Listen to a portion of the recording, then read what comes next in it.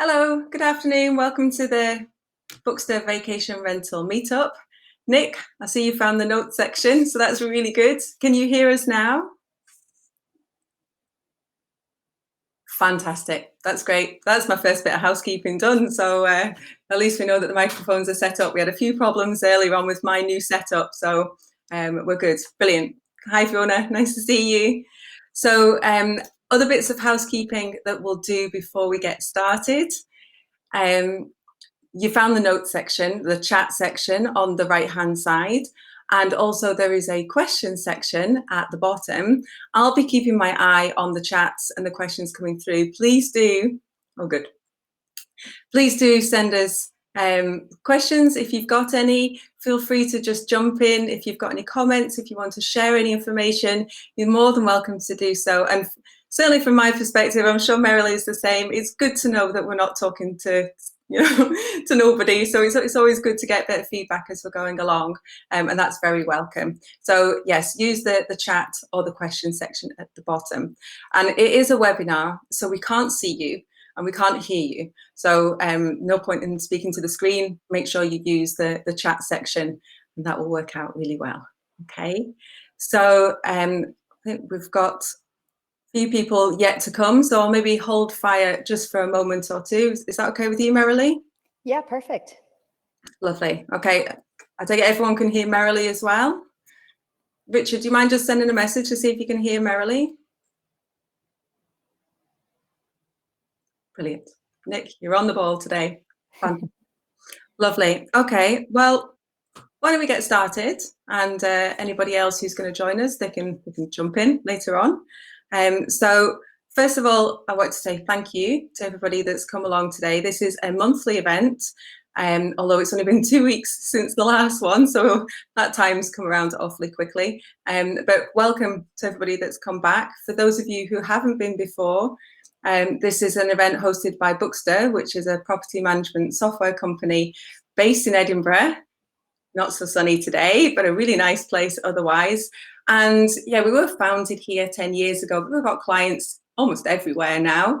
And we run these events each month with the idea, it kind of fits with our ethos. We want to support the industry. We want to support property managers grow their businesses. And we do that by bringing along special guest speakers who are experts in their part of the industry. I'm delighted today we've got Merilee along with us. So I met Merilee in, I think it was in May. We did an event together that was hosted by Booking Pal, and it was about how to market to domestic guests.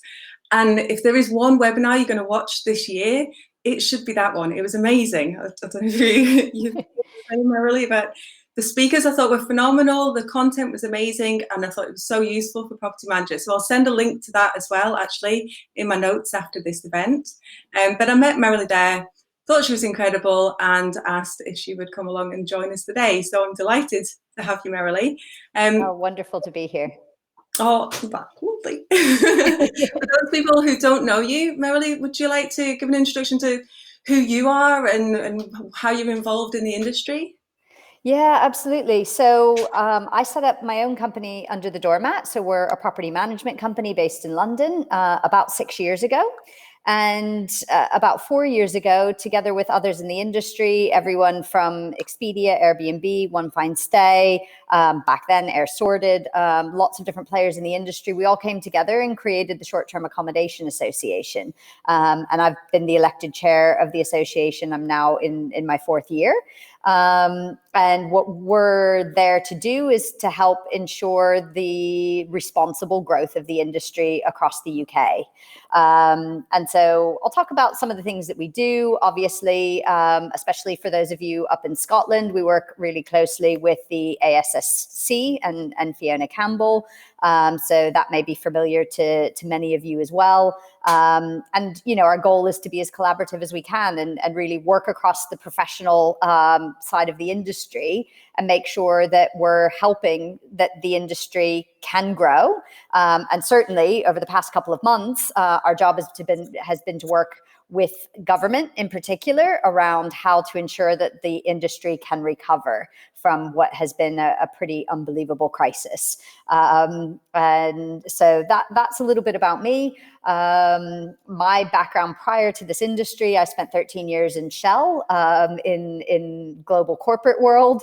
So I like to think that many times that means that I'm much more attuned to things like health and safety and things like that, you know, coming from a different industry was really prominent in my experience, and is hopefully something that in this sector, you know, as the sector grows and these things become more and more important, that's a kind of particular passion of mine as well. Fantastic. And you mentioned Under the Doormat, and I can see it behind you. Do you want to tell us about that? Yeah, so Under the Doormat, as I say, we started 6 years ago. We are a property manager based in London. We operate at the sort of luxury end of the market, the high end of the market. We also have a second brand, which is called Hosperia.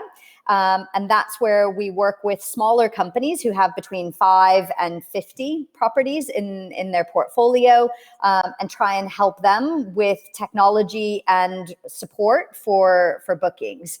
So that's another area which we've launched over the past year, and hopefully in the period that we're in right now, where, you know, many smaller players are really seeing a tough time ahead, that, you know, our company may be able to help, because I really believe in independent providers who have that great local knowledge, on the ground service, etc. And I think as an industry, that's really important for us to keep the soul of our industry strong, and to make sure that the professional providers are able to succeed, especially in these difficult times. So it's actually quite interesting, because you're in this industry, but you're in so many different places, so you've got a lot of different perspectives. Certainly from the Under the Doormat perspective, how's it been over the last few months? What's it been like? Well, I mean, to be honest, the thing I find interesting, and, you know, obviously we spoke on a panel earlier together, you know, I think there's people out in the industry who are saying, oh, we're doing amazingly, this is wonderful. And I have to say, right now, anyone who's saying that, you know, yes, people may have had, especially in holiday rentals, a great July and August. Staycations are doing really well. But no matter who you are in this industry, we all lost half of our summer. And that isn't coming back. It's not like a product that you can just keep in the warehouse and sell when the demand comes back again. When those nights are lost, those nights are lost. And so I think for everyone in the industry, it's tough. You know, certainly in England, additional restrictions were just announced countrywide as of last night again. And I think that's going to be really important, to see what's ahead of us, what additional restrictions are coming.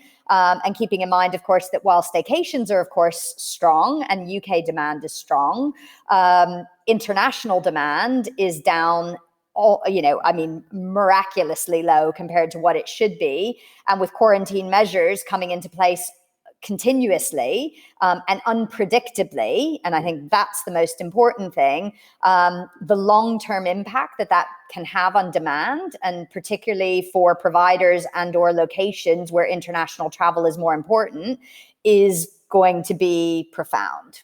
So I think we're all looking at an industry that is constrained by government actions, and where, you know, there are some bright spots in staycations, but overall, I think a difficult environment ahead, and a very unpredictable environment ahead. I think what we certainly have seen is that in a city market like London, the booking window has dropped from, you know, our average used to be around 6 to 8 weeks. And obviously 6 months out, you'd already be able to predict what sort of summer you'd have, for example.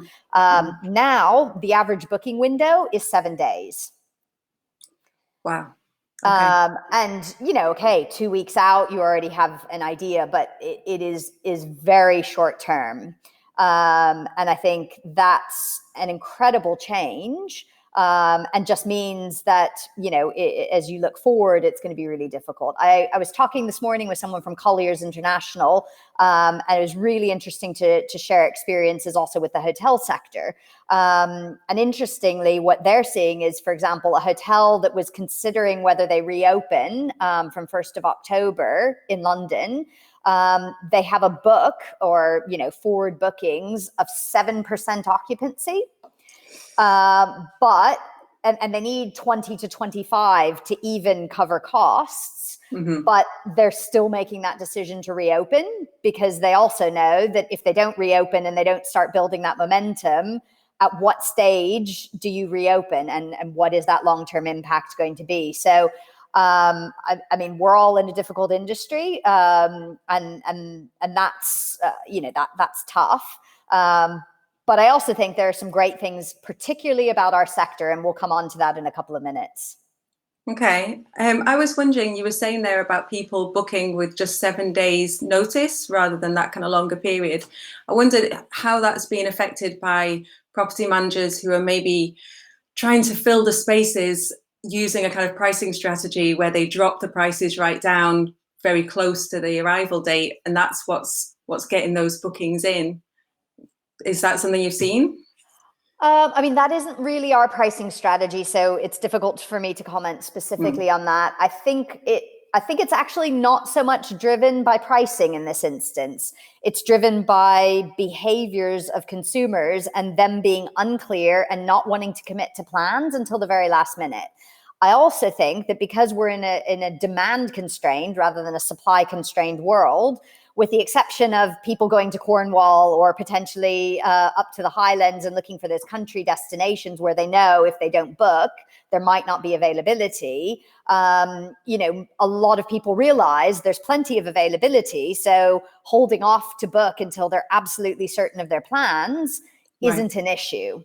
So I think it's more driven by that knowledge that it is a demand constrained world, and therefore the people booking know that there will be supply available if they put off that decision making.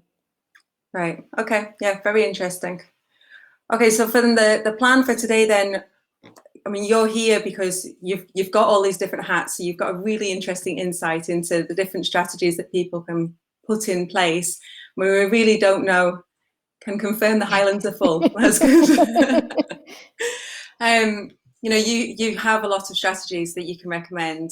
We've kind of narrowed it down today to 3, mostly because partly time today, but we don't know what's coming this next 6 months to a year. We don't know whether or not the lockdowns are going to continue or whether this is all going to disappear or if something else is going to happen. So the plan for today is really to go through three strategies to try and help property managers who've had difficulties this year, which is pretty much everybody, put their businesses back in a good place, ready to deal with whatever's coming next. Is that sounding okay? Can we? Yeah, no, that's absolutely brilliant. Yeah, I mean, let's go onto the slides. I'll quickly go through some of the industry trends that we're seeing, and then move on quickly into what the opportunities are and what I see as the potential, particularly for property managers. So let's go ahead in. So, I mean, COVID has meant that traveler needs have transformed overnight. So, obviously we can see people talking about the staycation. Interestingly, I remember back in January, there was a lot of talk of this being a staycation year, but not because of COVID, just that, people were looking at close destinations. I don't think anyone could have predicted that shift to staycation in the way that's happened as a result of COVID. And so for specific types of operators, particularly seaside destinations, countryside destinations, depending on the opening date, obviously in England, that was the 4th of July. I think that was a little bit later up in Scotland, but, half the summer, when the sector was reopened was really all about staycations. And I think I saw a stat, which was interesting, that if you looked at the spend on travel of UK citizens going abroad and inbound travel into the UK tourists spend more abroad than the inbound tourists we get. So in theory, what that means is that if everyone in the UK spent the same budget that they would in a normal world, but only traveled within the UK, actually, all of us should be doing brilliantly.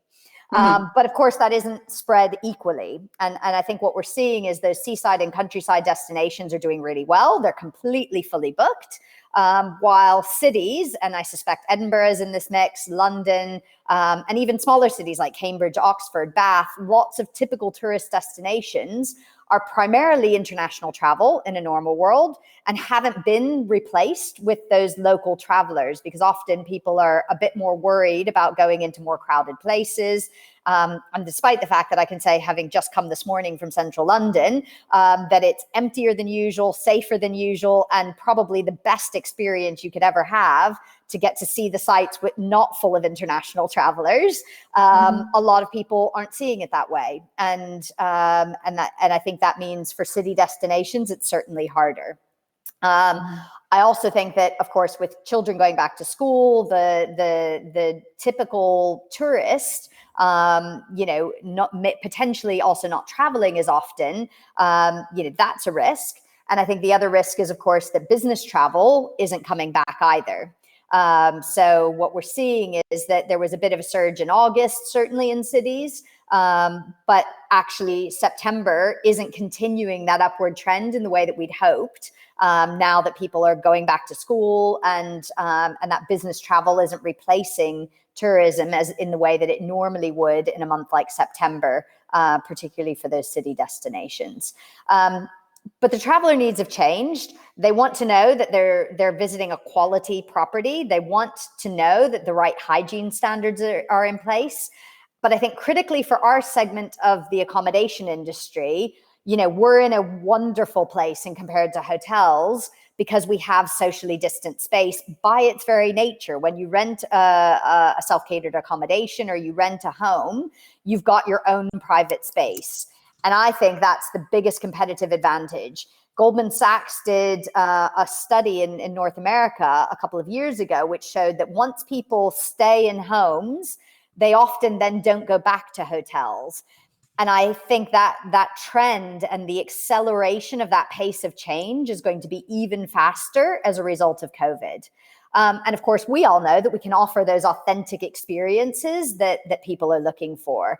And right now, they can't go to Sri Lanka, they can't go to Peru, they might not be able to go to a lot of those exotic locations, but what they can do is explore their own country. And that authentic experience that they can have staying in a village, staying in a real home, is something unique that people are looking for. Let's go on to the next one.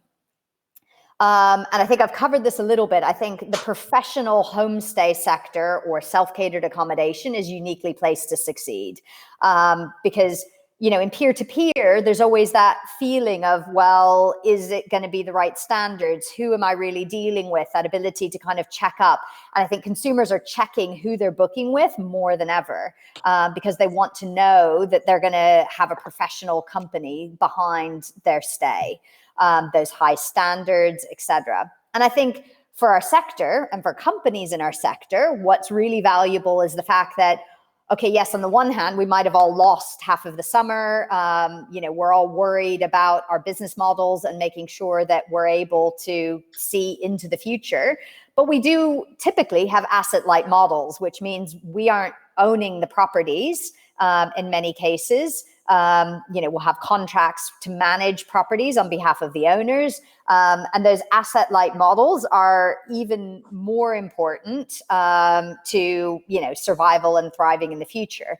I think, again, always learning a little bit from very mature industries like the hotel industry, what you see is that even, let's say, operators within the hotel industry that had leases or owning the properties are looking for different ways to structure it so that they can reduce that risk.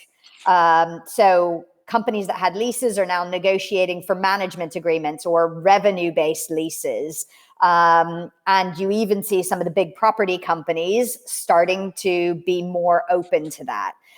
So in cases where, for example, the asset owner might have offered a lease in the past, I think that's also an opportunity for people in our sector in that situation to be going back and looking at how a more balanced risk profile could be established with owners to make sure that companies operating in the sector are not exposed to too much asset risk. Yeah, I would say one of the things that I did notice, and it was quite early on within the kind of COVID scenario, was that the companies, property management companies who were running their businesses as rent to rent, they closed very quickly in the process. And it is the ones who have got the contracts with the property owners, you know, working more flexibly, that have managed to kind of carry on keeping their business running. And there's been some quite big companies that have had to close the door because their entire business strategy was on this rent to rent. And that was great when the sun was shining, but unfortunately it just did not allow for any kind of period of quiet, or as it happened, like no. And I mean, look, Stay Alfred is probably the most high profile one. I mean, that was of course an international company, you know, very well backed with investment, etc. Flip side is, you know, another one of those large companies, Sonder, actually has managed to raise significant capital even in this environment, even with this model. I mean, well done to them for achieving that. I would love to know how they managed it. But, you know, that is, as you noted, a much more risky model. But like I say, even in the hotel world, where the lease model has been, you know, the standard across the industry, COVID is allowing that to change. And so I think there are opportunities, even for companies who found themselves in that situation, to look at how you renegotiate the terms and move to that kind of shared risk model. So I think that's pretty important. But let's go on to the next one.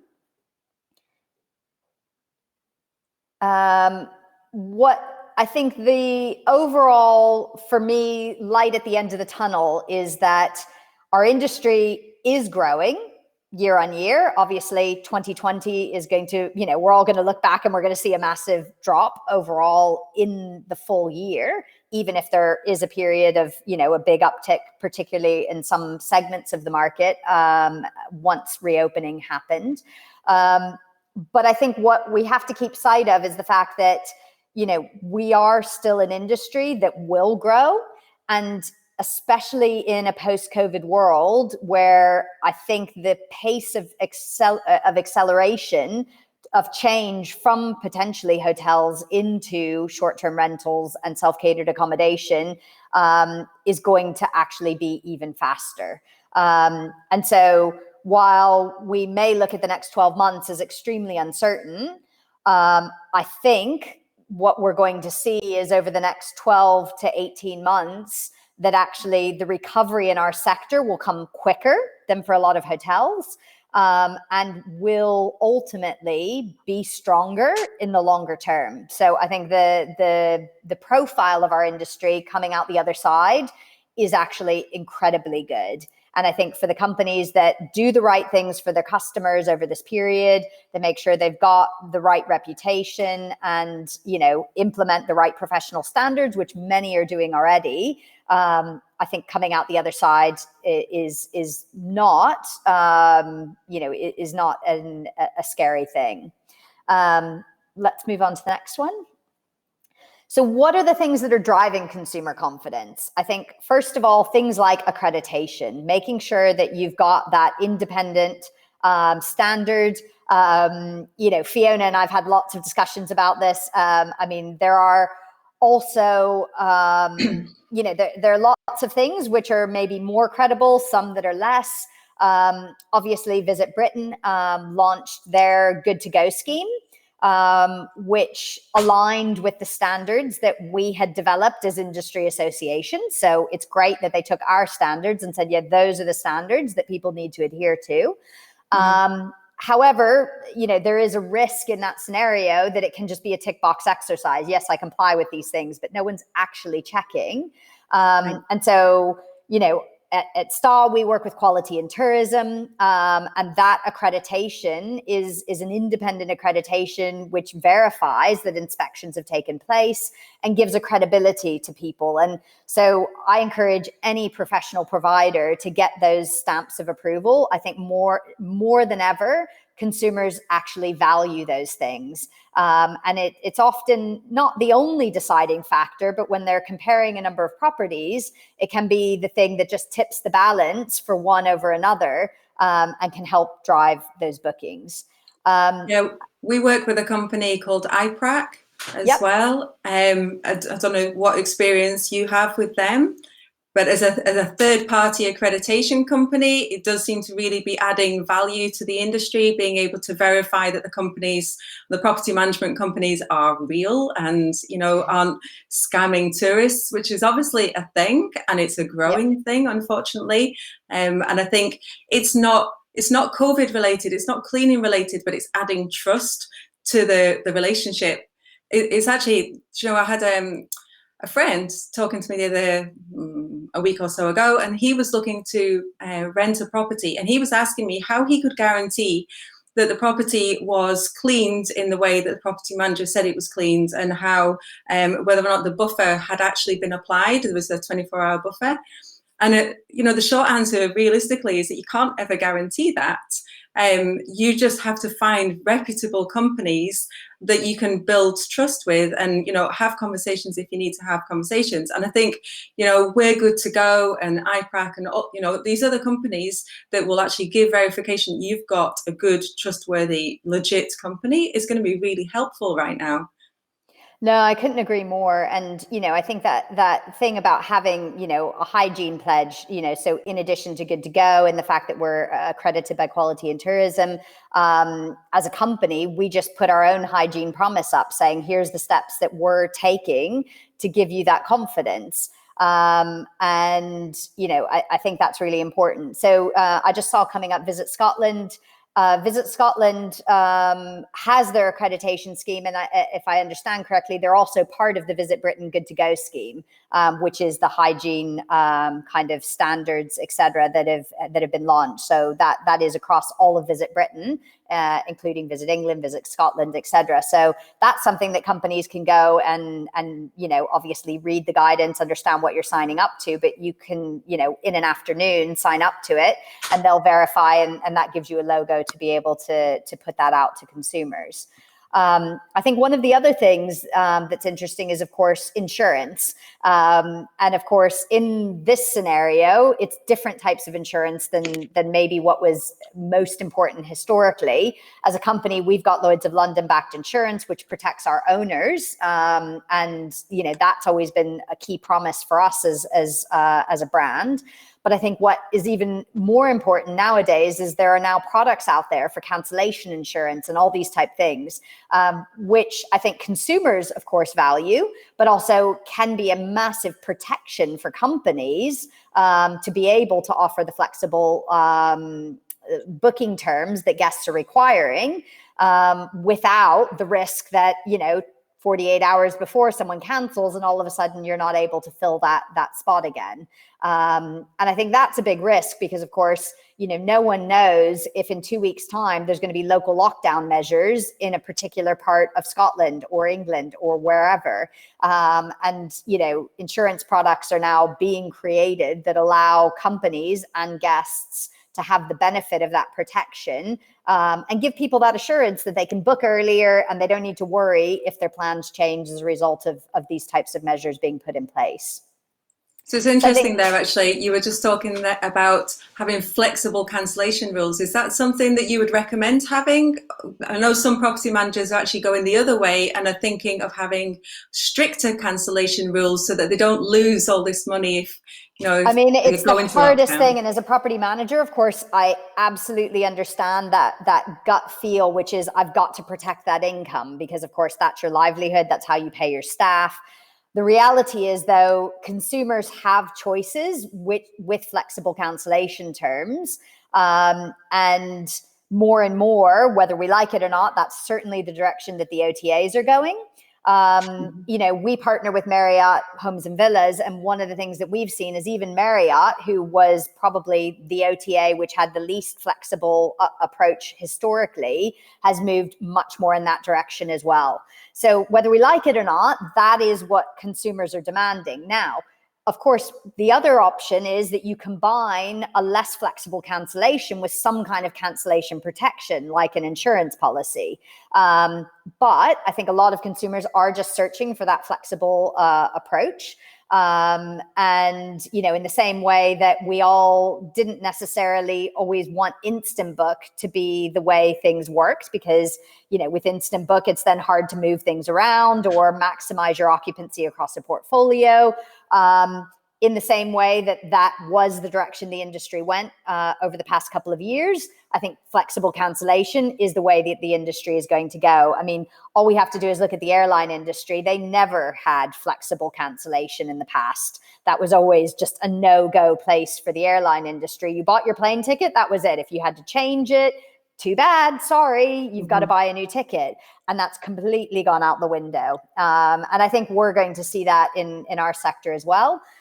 Obviously, you know, if you're in a fortunate situation where you are in the Highlands or you're in Cornwall and, you know, everything is booked out, you might have a bit more power in that relationship. But should a guest need to, you know, cancel, we've also seen the CMA rulings, the pain that companies like Sykes have gone through and the negative press they got. And I don't think that as an industry, that press is good. We want consumers to be confident to book direct with companies. And so therefore, companies need to find ways to either have the flexible cancellation or to provide insurance or other ways to protect your business that don't mean consumers lose out, because otherwise, you know, the negativity that creates, you know, from customers who go onto social media about your business or any of these things is probably not worth it.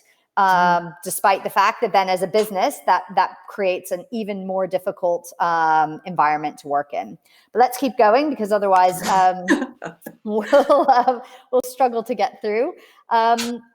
So who will win in a challenging market? I think this really comes back to businesses and what businesses need to do.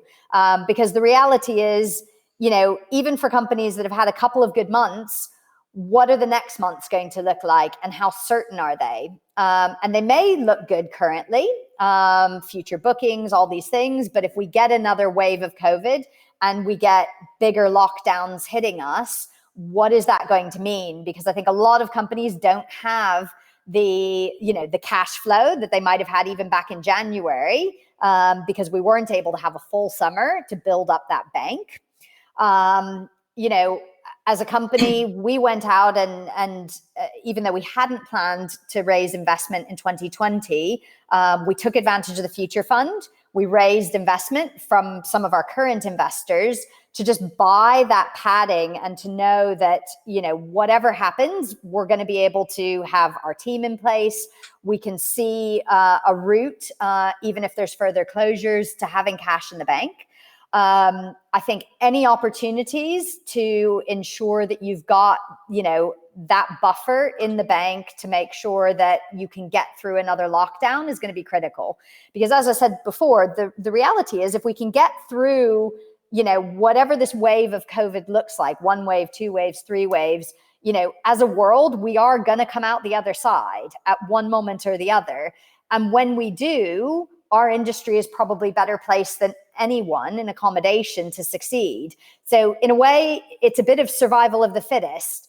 You know, make sure your balance sheet is strong. Make sure that you've got that right funding in place. Whatever it is you need to do, get that there, because if you can outlast your competitor, you may find that actually that's your opportunity to grow. And I think, you know, reality is there will be companies that are going to struggle through the next 6 to 12 months. And you just want to make sure as a business owner, that's not you, that you're the one that can survive in the leanest of times and come out the other side. I talked earlier about the business model, and I think having a strong portfolio and having shared risk with the property owners is critical, because again, you know, if your costs are variable, you can scale down your costs quickly if another outbreak comes or if the market turns and it's not what you'd hoped it would be. And that's going to help you preserve cash, because we are absolutely in a world where cash is king. So what would you recommend then as a kind of a way to lean down a business? I mean, look, it's even just things like, your cleaners, your linen supplies, all these things, having, contracts which allow that up and down flexibility wherever you can. But most importantly is that shared risk on the asset. So making sure that you've got management agreements, you might charge a percentage of the booking value for your services. But ultimately, if there's no bookings, you don't have any outgoing costs. That's actually the most important thing, because then, of course, you'll still have your overheads, your team, your office, whatever kinds of things you've got centrally. But if that's your only risk and you don't have risk on operational spend in an environment where those bookings drop, then that's obviously the most critical thing. Certainly, I was reading an article about, it wasn't about our industry in particular, it was about industry as a whole, and actually people looking at their office situation as a result of, 4 months working from home is a big thing now. I don't know what the situation's like in London, but in Edinburgh you can see like the co-working spaces, the more shared office opportunities, or even just changing it completely and just having a work from home environment is really the thing that people are talking about. Absolutely. I mean, reducing overheads is critical. If you're able to do that, it just means you're going to have a longer runway in a difficult environment. It's actually as simple as that. And I think that extension of your runway, so how many months could you survive with virtually no income? That's exactly the calculations that you want to be doing and planning for those worst case scenarios, because, we all hope that we're not going to be there, and we hope that bookings will continue to rise and people will get more used to COVID just being a part of everyday life. But the reality is that may not be the reality we live in, and being sure that you've planned for those worst case scenarios is really the most important thing for companies at the moment. I think one other thing that's really interesting and sounds almost counterintuitive, but actually now is the moment, especially for the companies who've had a bit of a bumper couple of months in summer, to make sure that you've got all of your income sitting in client accounts. Because if you're cash flow planning, the worst thing that can happen is you are essentially living off of your future bookings, and all of a sudden you've got to refund all of those future bookings. Because that's how you can find yourself in a situation where you literally can go bankrupt from, 1 month to the next, because you were planning on, you look at your cash balance, it looks healthy, but actually anything which is a stay that hasn't happened is actually still a liability. And so by having everything in client accounts and not recognizing that as income until the stay has happened, it means that if all that money gets refunded in the worst case scenario, then at least you know exactly how much money you still have to operate your business. So I would take from this then that one of the key things that people should be doing, and really kind of with a strong focus, is looking at accounts and trying to work out, like, as you say, how long can you last if you have nothing, which is probably not something that people would do very often, if ever. But actually taking that look and really understanding, getting into the nitty gritty of what do your accounts look like, should there be another situation, and just making that a regular thing and reviewing that to see whether or not your circumstances have changed. And actually what you're saying there about leaving money in your client's account is really interesting. I hadn't thought of that. That's really insightful. Yeah. And I think the other thing is, of course, everyone's going to be looking, furloughs coming to an end in various different companies. People will have taken advantage of that furlough scheme, and thinking about how much resource do you really need in your team, and where can you find other solutions? For us, part of the value we think that we provide in Hosperia is that people don't need to have their own in-house reservations team and platforms team and channel management and technology management and all those things, because we do it. And it's then just a percentage of whatever bookings get taken. So, that may be a solution for some people. Other people may actually be going more in-house. But I think it's an opportunity to look at how much expertise and how much, overhead do you want to have in your own team, and where can you turn some of your costs into variable costs so you only pay them when you've got an income. And I think that's something that, all companies can be looking at, because, in some cases, especially if the volatility remains high, tying all of your costs to income can be one of the ways that makes you more robust in that type of volatile environment. So that's just something to think about as well. I'm certainly looking at the comments that are coming in in the chat. I know there's a lot of talk about bringing the cleaning in-house, and that's partly, I guess, because of the cost of that, and which is amazing, but also obviously being able to take control of the cleaning, which is another thing.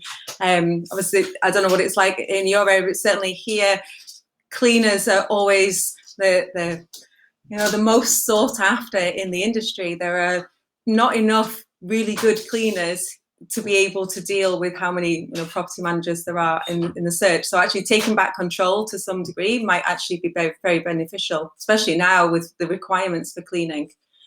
No, absolutely. I mean, I think, we've certainly done that in my own company. And I think that's something, cleaning. I mean, we work with a partner company, Laundry Heap, for the linens. But, having a really tight supply chain, I think, is really important to be able to deliver those standards.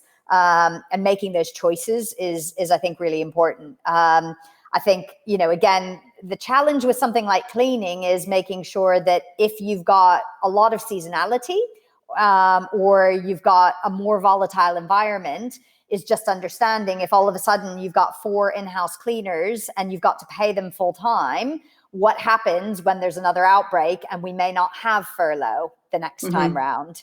And making sure that if you make that choice to bring them in-house, that you've got budgeted in that worst case scenario for those salaries, because in many ways it is also a responsibility. You take someone into your team, you don't want to be firing them and 6 months later having to hire people again and all these types of things. So, the advantage, of course, of outsourcing is you get that flexibility. The disadvantage, of course, is then you have less control, and those are the choices to make. And I think that goes for whichever part of your business, if that's cleaning and linens, if that is kind of, platform and reservations management, if that is technology, do you want to have in your team all of the technology expertise and integrating all the technologies you need? Obviously, companies like Bookster provide that project or the property management software. There's obviously channel management software, there's field management software, there's pricing software. Do you want to be doing that all yourself and figuring that all out? Or do you want to find companies that are able to provide and integrate some of that? So there's lots of choices. And I think it depends on the size of company you are, how much of that you might want to do in-house, and where you might have the advantage by partnering with various different other providers. And I think those are great things to be using this time to think through, because I think all of us want to make sure that when January 2020 comes, and we hope to be looking, or 2021, and we hope to be looking to a very new year and a refreshed environment for people wanting to travel, to use these coming months to really make sure you've got the right business model, so that in 2021, as you recover, you're in the strongest possible position to succeed. So I think that kind of covers a little bit of the topics that that I wanted to cover, and I'd love to open up for additional questions. I think you've got a few more questions as well, which I know you had. So I do. Let me go through the questions. There's actually quite a lot of cleaning based questions which are coming up, which is very interesting. And I think most of the questions that I can see about cleaning are coming from people who weren't at the cleaning webinar that we had 2 weeks ago. So what I'll do is I'll put a link to that webinar as well at the end of this event or in the summary, and that way you can watch that, because there was a lot of details about cleaning and not something we're going to fill in the next 2 minutes. No, absolutely. I mean, the one thing I can say is, certainly the UK STAA website, STAA, which I think you've got on the last one, all of the cleaning guidelines are on there, and it includes things like checklists, etc. I know the ASSC has the same guidelines published. So, no matter who you are, the cleaning standards across the UK are clear. And those are available with checklists and all these kinds of things. So for everyone, that's something which is a resource which, all the associations across the industry worked really hard to get those approved by government to make sure that, for all the operators, that was one thing that they didn't need to worry about, was figuring out what they are. And so then, of course, there's still the challenge of how you implement those, how you make sure you deliver them consistently. I think one of the things that I will say about the cleaning standards, which was interesting in my discussions with DCMS, was that there were instances where they actually said to us, you're going too far. You don't need to have 72 hours in between guests, as an example. They wanted to make sure that the right procedures are happening. They wanted to make sure that we were reducing human contact. So, for example, that you don't want to have the cleaners in the property while the guests are there, things like that. But at the same time, they also didn't want to create a standard that was impossible to be delivered. And so I hope what people will find is that if you're a good operator, most of what's in those cleaning guidelines are things you're probably already doing. And maybe there's a bit more attention to things like wiping down light switches and remote controls and a few things like that, which are high touch points. But also I think it's important that, Quality and Tourism worked with government to create a risk matrix, not just for our sector, but across all visitor attractions and accommodation.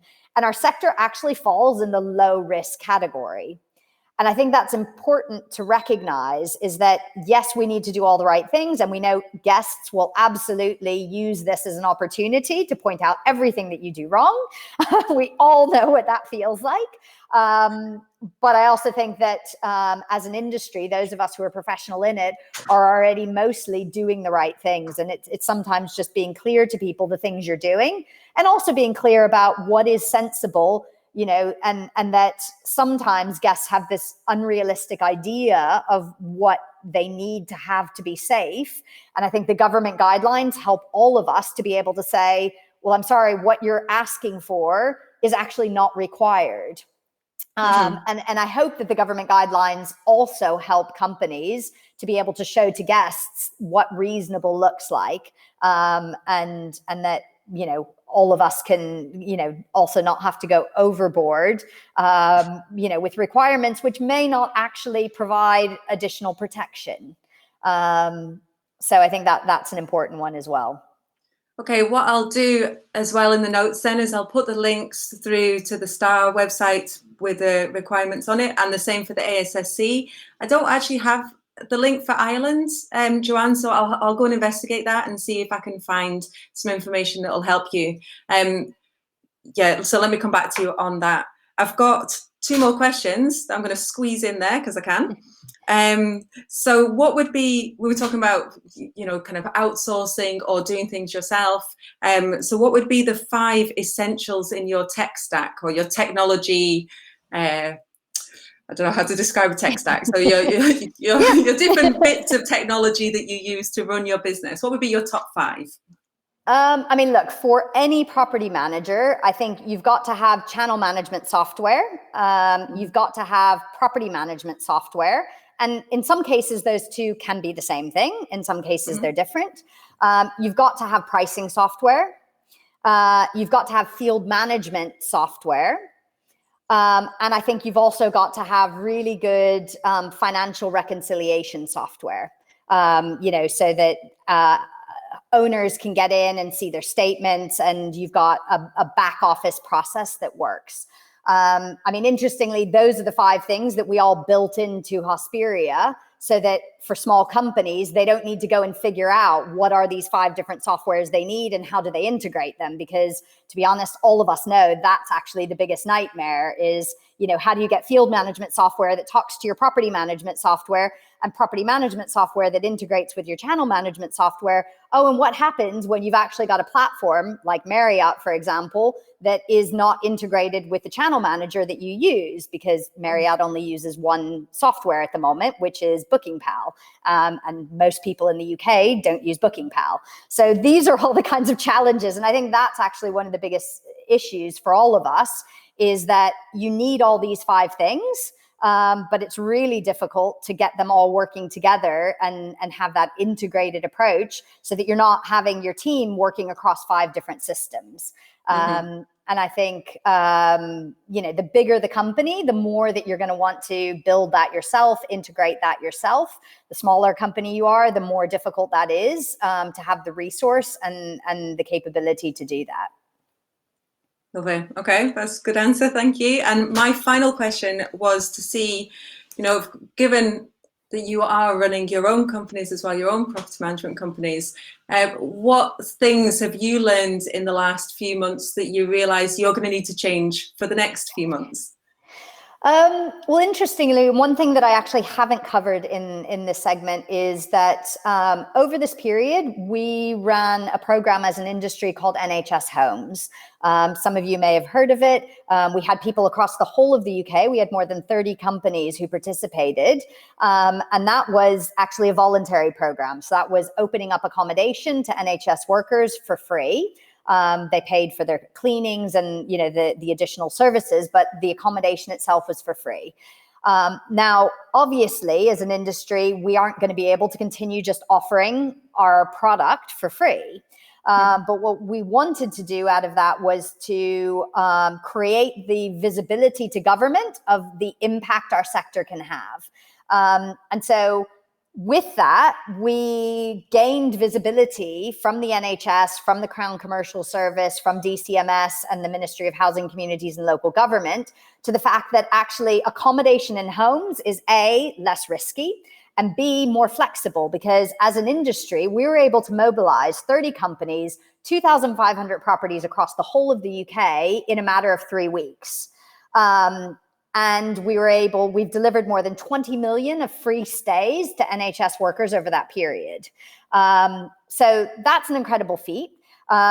We managed to get a grant from Innovate UK to turn that into a long-term commercial opportunity. And actually just 2 weeks ago, as an industry, we've launched Trusted Stays. So you can go to trustedstays.co.uk.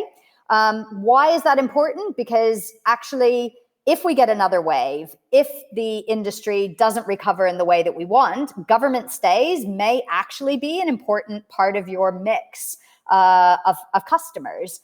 And now that we've got a commercial option, it isn't about giving them away for free. It's about government paying for those stays and having them approved, having any provider who meets the right standards and can show that they're accredited, that they can now sell to government, which is something our industry's never been able to do in the UK historically.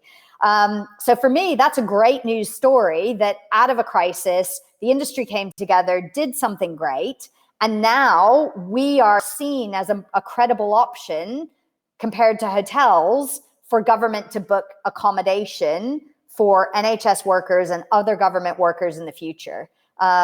So I think that's great. And Trusted Stays is now that industry solution to be able to do that. So any partner who wants can sign up, put their inventory up there, and, in preparation for a future wave, potentially, be in a position where you can take other stays when commercial stays in, the holiday market might actually be forbidden under another lockdown situation. Okay, I hadn't got a note of that in the slides actually, so I'll make sure that I include the link when I do my little summary, probably tomorrow. I think it'll be. All right, I'm really conscious, as always, we've gone over. It just seems to be the way. So I want to say thank you, Merilee. I really appreciate you coming along, and it's been really interesting. I've found your information, really helpful. I hope everybody else has as well.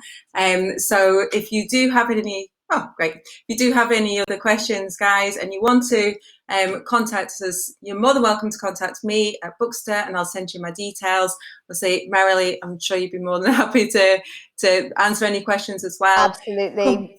I'm on LinkedIn, lovely. So feel free to reach out if I can be of help. And, the websites for the industry, as well as the other things I've mentioned are all there. So happy to help however I can.